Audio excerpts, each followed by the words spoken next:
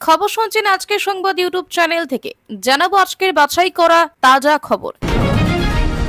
ভোটাধিকার কেড়ে নিতে দেব না, বিজেপি ও নির্বাচন কমিশনকে হুঁশিয়ারি মমতার। 7 দিনের মধ্যে দাগি শিক্ষকদের তালিকা প্রকাশ করতে হবে, নির্দেশ সুপ্রিম কোর্টের। প্রতিষ্ঠা দিবসের আগের রাতে তুমুল বচসা, তৃণমূলের গোষ্ঠীদ্বন্দ্বে 17 জন আহত, আশঙ্কাজনক এক।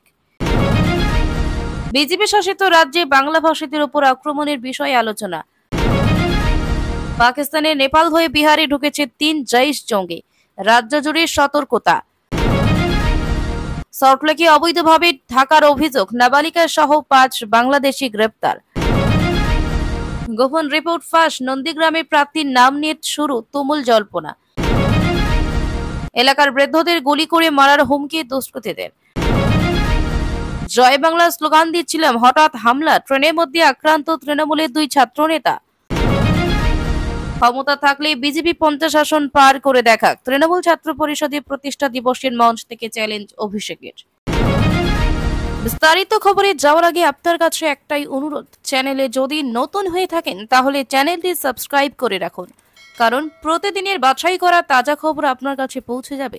এবারের বিস্তারিত খবর। তৃণমূল ছাত্র পরিষদের প্রতিষ্ঠা দিবসের অনুষ্ঠান মঞ্চ থেকে এসআইআর ইস্যুতে ফের সরব তৃণমূল সুপ্রিমো মমতা বন্দ্যোপাধ্যায়। হুঁশিয়ারি দিলেন, জীবন থাকতে কারো ভোটাধিকার কাটতে দেব না। বিদলেন বিজেপি ও বামেদের। কেরলে নেতাজি সম্পর্কে ভুল তথ্য পড়ানো হচ্ছে দাবি করে বামেদের রাজনৈতিক অধিকার নিয়ে প্রশ্ন তুললেন, বিজেপিকে বিদলেন।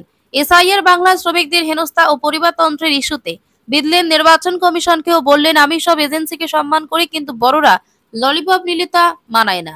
বছর ঘুরলেই বাংলায় বিধানসভা নির্বাচন, 21 জুলাই মঞ্চ থেকে নির্বাচনের সুরে বেঁধে দিয়েছিলেন। ছাত্র সংগঠনের প্রতিষ্ঠা দিবসে সেই সুর আরও চড়ালেন। বিহারে এসআইআর এর পর বাংলায় ভোটার তালিকায় বিশেষ নিবিড় সংশোধন হবে বলে জল্পনা। তৃণমূল নেত্রী অভিযোগ জানিয়েছেন, এসআইআর এর নামে বিজেপি সরকার এনআরসি করতে চাইছে। মঞ্চ থেকে বললেন, এনআরসি করে ভোটার নাম কাটার চেষ্টা, জীবন থাকতে ভোটাধিকার কাটতে দেব না। আরো অভিযোগ তোলেন, বিজেপিকে ডিএম বিডিওদের ভয় দেখাচ্ছে, ললিপপ দেখাচ্ছে। তিনি বলেন, আমরা ললিপপ বাচ্চাদের দিই, 18 বছরের নতুন ভোটারদের ললিপপ দিই না। গণতান্ত্রিক ভোটার অধিকার প্রদান করি, তাই আপনাদের জুলুম জোর বাংলা মানছে না, মানবে না। তৃণমূল বিনা জুলতে 1 ইঞ্চি ছাড়বে না। এরপরে ভিন রাজ্যে বাংলা শ্রমিকদের হেনস্থার প্রসঙ্গ তোলেন মমতা। বলেন, আপনারা মানুষদের অধিকার কেড়ে নেন, ক্ষমতা বিসর্জন দেন, বাংলাদেশি আখ্যা দিয়ে গরিব মানুষদের উপর অত্যাচার করেন। গরিব মানুষ আমার হৃদয়, তাদের ভালোবাসি, আমি জাতপাত মানি না। অযোগ্য চাকরি প্রাপকদের নামের তালিকা 7 দিনের মধ্যে প্রকাশ করতে হবে। এসএসসি মামলায় স্কুল সার্ভিস কমিশনকে এমনই নির্দেশ দিল সুপ্রিম কোর্ট। একই সঙ্গে কমিশনের উদ্দেশ্যে বিচারপতি সঞ্জয় কুমার এবং বিচারপতি সতীশ চন্দ্র শর্মার বেঞ্চের মন্তব্য, আপনাদের নিয়োগ প্রক্রিয়ার উপর প্রতি মুহূর্তে আদালত নজর রাখছে, প্রয়োজনে আমরা হস্তক্ষেপ করব। 2 বিচারপতির বেঞ্চের পর্যবেক্ষণ, দাগী অযোগ্যদের তালিকা প্রকাশ করতে বলেছিল কলকাতা হাইকোর্ট। আমরা সেই নির্দেশে হস্তক্ষেপ করিনি, তারপরেও কেন তালিকা প্রকাশ হলো না? এসএসসির উদ্দেশ্যে বিচারপতি কুমারের প্রশ্ন, জনসমক্ষে দাগী অযোগ্যদের তালিকা প্রকাশ করেছেন, কেন প্রকাশ করেননি? এসএসসির আইনজীবী কল্যাণ বন্দ্যোপাধ্যায় ওই তালিকা প্রকাশ করা হয়েছে বলে প্রথমে দাবি করেন, পরে ওই সওয়ালের জন্য আদালতের কাছে দুঃখ প্রকাশ করেন। তিনি জানান, দাগীদের নামের তালিকা প্রকাশ্যে আনা হয়নি। তারপরেই তার উদ্দেশ্যে বিচারপতি শর্মার মন্তব্য, এটুকু আগেই বললেন প্রকাশ করেছি, এখন অবস্থান বদল করছেন। শীর্ষ আদালতে ভুল বলে দুঃখ প্রকাশ করছেন, আপনাদের আমরা বিশ্বাস করেছিলাম। এরপরে এসএসসির আইনজীবী কল্যাণ জানান, 7 দিন সময় দিলে তারা তালিকা প্রকাশ করে দেবে। এসএসসির এই বক্তব্য আদালত নথিভুক্ত করে। সুপ্রিম কোর্ট জানায়, এসএসসিকে 7 দিন সময় দেওয়া হয় তালিকা প্রকাশ করার জন্য। এই সময়ের মধ্যে তালিকা প্রকাশ না হলে মামলাকারীরা আদালতের দৃষ্টি আকর্ষণ করতে পারবেন। বিচারপতি কুমারের মন্তব্য, বারবার বলছি, যোগ্য প্রার্থীদের নিয়ে আমরা কিছু বলবো না, কিন্তু দাগী অযোগ্য থাকলে আদালত চুপ করে থাকবে না। গোটা প্রক্রিয়ায় যে দুর্নীতি হয়েছে এবং তার ঢাকা দেওয়ার চেষ্টা হয়েছে, সেই বিষয়টিও শুনানিতে উল্লেখ করে শীর্ষ আদালত। বৃহস্পতিবার ছিল তৃণমূল ছাত্র পরিষদের প্রতিষ্ঠা দিবস।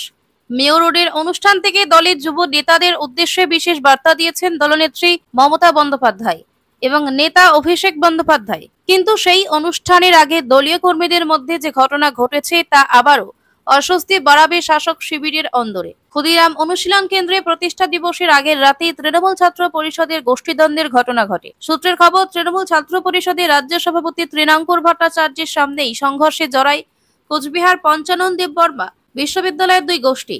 রীতিমতো হাতে বাঁশ লাঠি নিয়ে একে অপরকে আক্রমণ করেন তারা। ঠিক কি নিয়ে বিবাদ? জানা গেছে, নিজেদের দাবি দাওয়া চাহিদার ব্যাপারে রাজ্য নেতৃত্বকে বলার ইস্যুতেই ঝামেলা বাঁধে দুই পক্ষের। প্রথমে বচসা, তারপর সরাসরি হাতাহাতি হয়। গন্ডগোলের জেরে কমপক্ষে 17 জন আহত হয়েছেন বলে সূত্রের খবর। তাদের মধ্যে রবিউল হোসেন নামের একজনকে আশঙ্কাজনক অবস্থায় এসএসকেএম হাসপাতালে ভর্তি করা হয়। যদিও এই ঘটনাকে তেমনভাবে গুরুত্ব দেয়নি তৃণমূলের শীর্ষ নেতৃত্ব। কুণাল ঘোষ স্পষ্ট বলেন, বৃহস্পতিবার এত বড় সমাবেশ হয়েছে, তার প্রেক্ষিতে এই ধরনের ঘটনা নিতান্তই ছোট, আলোচনার মধ্যেই পড়ে না। এটিকে বিচ্ছিন্ন ঘটনা বলেই দাবি করেছেন তিনি। আগামী সোমবার থেকে বসছে পশ্চিমবঙ্গ বিধানসভার বিশেষ অধিবেশন। 1 থেকে 4 সেপ্টেম্বর পর্যন্ত চলবে এই অধিবেশন। তৃণমূল পরিষদীয় দল সূত্রে খবর, বিজেপি শাসিত একাধিক রাজ্যে বাংলায় কথা বললেই বাংলার শ্রমিকদের বাংলাদেশি বলে চিহ্নিত করা হচ্ছে। এই ইস্যুতে মূলত আলোচনা হবে। ইতিমধ্যে অভিযোগ উঠেছে, বাইরে কাজ করতে যাওয়া বাংলার পরিযায়ী শ্রমিকদের উপর মানসিক ও শারীরিক অত্যাচার চালানো হচ্ছে। এমনকি বলপূর্বক বাংলাদেশে ঠেলে দেওয়ার ঘটনা ঘটছে বলে দাবি রাজ্যের শাসক দলের। এই বিষয়টিকে কেন্দ্র করে বিধানসভায় প্রস্তাব আনা হবে এবং তৃণমূল চাইছে এই নিয়ে সর্বসম্মত নিন্দা প্রস্তাব পাশ হোক। পাশাপাশি ভারতের নির্বাচন কমিশনের শুরু করা বিশেষ নিবিড় সমীক্ষা বা স্পেশাল ইন্টেন্সিভ রিভিশন নিয়ে আলোচনা হতে পারে বলে খবর। ভোটার তালিকা সংশোধন প্রক্রিয়ায় বিশেষ নজরদারি, নাম কেটে দেওয়া বা নতুন নাম অন্তর্ভুক্তির বিষয়গুলি নিয়ে রাজ্য সরকার তাদের অবস্থান পরিষ্কার করতে পারে। ফলে এই অধিবেশনে রাজনৈতিক টানাপোড়েন আরো বাড়ার সম্ভাবনা উড়িয়ে দেওয়া যাচ্ছে না। এই আলোচনায় অংশ নেবেন মুখ্যমন্ত্রী মমতা বন্দ্যোপাধ্যায়। তার বক্তব্যে নজর থাকবে রাজনৈতিক মহলের। পাশাপাশি বিধানসভায় উপস্থিত থেকে তৃণমূলের বিরুদ্ধে সুর চড়াবেন বিরোধী দলনেতা শুভেন্দু অধিকারী। ফলে বিশেষ অধিবেশনে শাসক এবং বিরোধী দুই শিবিরের মুখোমুখি সংঘাত তীব্র আকার নেবে বলে ধরে নিচ্ছেন অনেকেই। তবে 3 সেপ্টেম্বর করম পুজোর সরকারি ছুটি থাকায় অধিবেশন বসবে 1, 2 এবং 4 সেপ্টেম্বর। রাজনৈতিক মহল মনে করছে, এই বিশেষ অধিবেশনে রাজ্যের শাসক এবং বিরোধী শিবিরের মধ্যে তীব্র চর্চা এবং গুরুত্বপূর্ণ প্রস্তাব পেশের মধ্য দিয়ে তা যথেষ্ট তাৎপর্যপূর্ণ হয়ে উঠতে চলেছে। রাজনৈতিক বিশ্লেষকদের মতে, বিধানসভা ভোটের আগে বাংলার পরিচয়, ভাষা ও পরিযায়ী শ্রমিকদের নিরাপত্তার প্রশ্নকে সামনে রেখে তৃণমূল জনমত গঠনের চেষ্টা করছে। পাকিস্তান থেকে নেপাল হয়ে বিহারে 3 জৈশ জঙ্গি ঢুকে পড়েছে। গোয়েন্দাদের তরফে বিহার পুলিশকে সতর্ক করা হয়েছে। আর তারপরই রাজ্য জুড়ে চূড়ান্ত সতর্কতা জারি করেছে বিহার পুলিশ। গোয়েন্দা সূত্রে খবর, 3 জঙ্গিকে শনাক্ত করা হয়েছে। তারা হলো পাকিস্তানের রাওয়ালপিন্ডির বাসিন্দা হাসনাইন আলী, ওমরকোটের বাসিন্দা আদিল হোসেন এবং বাওয়ালপুরের মোহাম্মদ উসমান। এই 3 জন জৈশে মোহাম্মদ জঙ্গি গোষ্ঠীর সদস্য। গোয়েন্দা সূত্রে খবর, এই 3 জঙ্গি আগস্টের দ্বিতীয় সপ্তাহে পাকিস্তান থেকে নেপালের কাঠমান্ডুতে পৌঁছায়। তারপর সম্প্রতি বিহারে অনুপ্রবেশ করেছে। ইতিমধ্যে 3 জঙ্গির ছবি প্রকাশ করে রাজ্যবাসীকে সতর্ক করা হয়েছে। জঙ্গিদের খোঁজে তল্লাশি অভিযান শুরু হয়েছে। রাজ্য পুলিশের সদর দফতর থেকে সমস্ত জেলা পুলিশ কর্তাকে 3 জঙ্গি সম্পর্কে বিস্তারিত বার্তা পাঠিয়ে সতর্ক করা হয়েছে। গোয়েন্দা সংস্থাগুলি জঙ্গিদের গতিবিধি চিহ্নিত করার কাজ শুরু করেছে। পুলিশ এবং প্রশাসনের তরফে রাজ্যবাসীর উদ্দেশ্যে বার্তা দেওয়া হয়েছে, কোন রকম সন্দেহজনক কিছু দেখলেই যেন পুলিশকে খবর দেওয়া হয়। পেহেলগাঁওয়ে জঙ্গি হামলা, তার পরবর্তী অপারেশন সিঁদুর এবং আসন্ন বিধানসভা নির্বাচনের কারণে গত মে মাস থেকে বিহারের ভারত নেপাল সীমান্তে নিরাপত্তা আঁটোসাঁটো করা হয়েছে। সীমান্তবর্তী জেলা মধুবনী, সীতামঢ়ী, সুপৈল, অররিয়া, পূর্ব এবং পশ্চিম চম্পারণে নজরদারি বাড়ানো হয়েছে বলে পুলিশ এবং প্রশাসন সূত্রে খবর। বিহারের দিকে ভারতের সঙ্গে নেপাল সীমান্তের প্রায় 229 কিলোমিটার উন্মুক্ত। ফলে এই জায়গাগুলি অনুপ্রবেশের হটস্পট হয়ে উঠছে বলে মনে করা হচ্ছে। শুধু তাই নয়, সহজে সীমান্ত পারাপার হয় এই অঞ্চল দিয়ে। ফলে বিহারের 7টি সীমান্তবর্তী জেলায় সর্বক্ষণে নজরদারি একটা বড় চ্যালেঞ্জ হয়ে দাঁড়িয়েছে বলে পুলিশের একটি সূত্রের দাবি। সীমান্তবর্তী ওই জেলায় কোনো একটি হয়েই জঙ্গিরা বিহারে অনুপ্রবেশ করেছে বলে সন্দেহ করা হচ্ছে। আবারও অবৈধভাবে ভারতে বসবাসের অভিযোগ। সল্টলেক থেকে গ্রেপ্তার নাবালিকা সহ 5 জন বাংলাদেশি। বৃহস্পতিবার সকালে তাদের গ্রেপ্তার করে ইলেকট্রনিক কমপ্লেক্স থানার পুলিশ।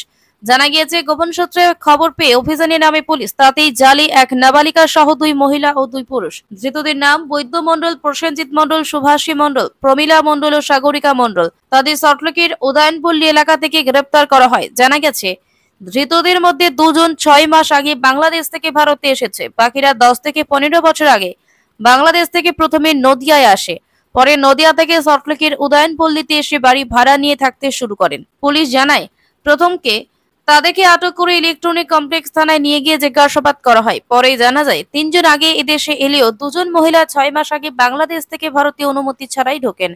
ইতিমধ্যেই অভিযুক্তরা ভারতীয় আধার কার্ড ও ভোটার কার্ড সহ একাধিক নথি তৈরি করে ফেলেছেন। কিভাবে এই নথি তারা তৈরি করলেন তা খতিয়ে দেখা হচ্ছে। সোমবার রাতে মুর্শিদাবাদ থেকে 4 বাংলাদেশি নাগরিককে গ্রেপ্তার করেছে পুলিশ। জানা গেছে, মুর্শিদাবাদের সীমান্ত পেরিয়ে অনুপ্রবেশ করেন ওই 4 জন। তারা কলাবাগানে লুকিয়েছিলেন, সেখান থেকে তাদের গ্রেপ্তার করা হয়।